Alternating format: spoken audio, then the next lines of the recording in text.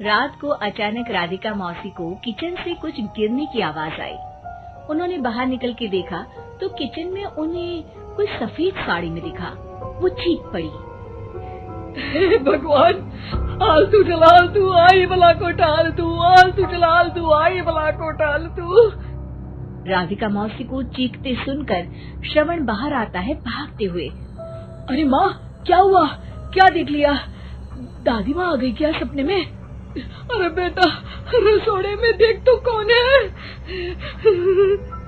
श्रवण रसोड़े में झांक कर देखता है और उसे कोई नहीं दिखता अंदर।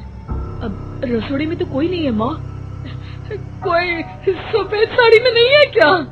नहीं माँ, कोई भी नहीं है। चिल्लम चिल्ली की आवाज सुनकर काजल भी वहाँ आ जाती है। अब क्या हो गया माँ जी? अरे बेटा, रसोड़े में एक चुड़ैल थी सफेद साड़ी में। अरे क्या कर रही थी वो अंदर? अरे बताया नहीं, कल आएगी ना तो पूछ लूंगी। चुड़ैल जी, आपका क्या प्लान है? माँ जी, रात बहुत हो गई है, आपने कोई बुरा सपना देखा होगा, चलिए सो जाइए। राधिका मौसी सोने तो चली जाती है पर उनको रात भर नींद ही नहीं आती। वो कुछ भी उलझुल बातें सोचने लगती है। कहीं चुड़ैल की वजह से तो घर में टेंशन नहीं हो रहा, कहीं उसी की वजह से तो वो दादी नहीं बन पा रही। सुबह जब राधिका मौसी रसोड़े में छानबीन करती है तो पाती है कि नींबू का अचार गायब है। चुड़ैल नींबू का अचार ले गई?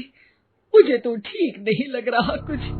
चुड़ैल को भी पता है कि जिंदगी का असली मजा तो खट्टे में ही है। राधिका मौसी झट से श्रवण को फोन कर देती है। बेटा, मुझे समस्या समझ में आ गई है, हमें एक तांत्रिक की जरूरत है। अरे क्या बोल रही हो माँ, तांत्रिक की क्या जरूरत है? आप पूजा पाठ तो कर ही रही हो ना। आलतू जलालतू मंत्र सारे फालतू जैसे कुछ मंत्र पढ़ो, चली जाएगी अपने आप चुड़ैल। अरे नहीं बेटा, कभी चुड़ैल को कम नहीं समझते। अरे तुझे पता भी नहीं चलेगा कि कभी वो छल करके काजल की जगह घर की बहू खुद बन जाएगी। क्या माँ, कुछ भी बोल रही हो? कहाँ काजल और कहाँ चुड़ैल? वैसे एक बात बताओ, काजल को अगर गाने के लिए बोल देना तो चुड़ैल काजल की आवाज सुनकर घर तो क्या धरती लोग छोड़कर चली जाएगी। तुम ना पढ़े लिखे बच्चे हर चीज को मजाक समझते हो। तुम रहने दो, मैं खुद ही तांत्रिक को बुला लेती हूँ। अच्छा सुन, शाम को इमली लेके आना। क्या है कि चटनी खाए बहुत दिन हो गए है ना?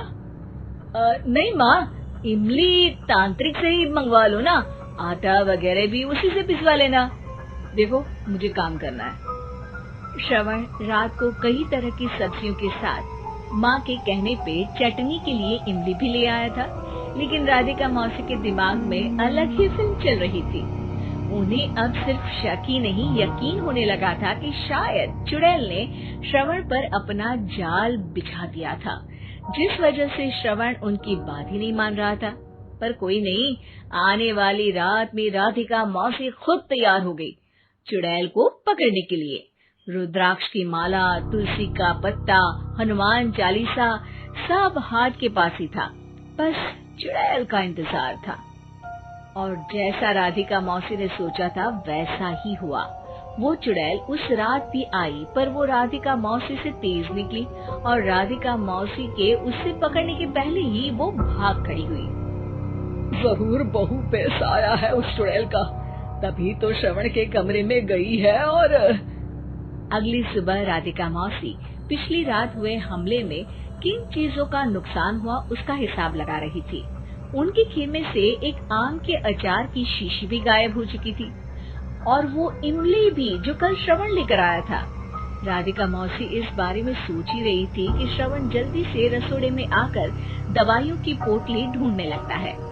अरे बेटा, क्या हो गया? अब माँ, वो काजल की तबीयत खराब है, बहुत घबराहट हो रही है उसे। हे भगवान, मैंने पहले ही कहा था कि तांत्रिक को बुला लेते हैं, पर नहीं। अब देखो, उस चुड़ैल ने काजल को अपने वश में करना शुरू भी कर दिया है।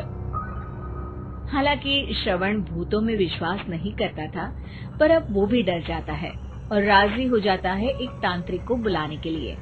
कुछ ही घंटों में तांत्रिक आ जाते हैं और राधिका मौसी तांत्रिक जी को सब बता देती है।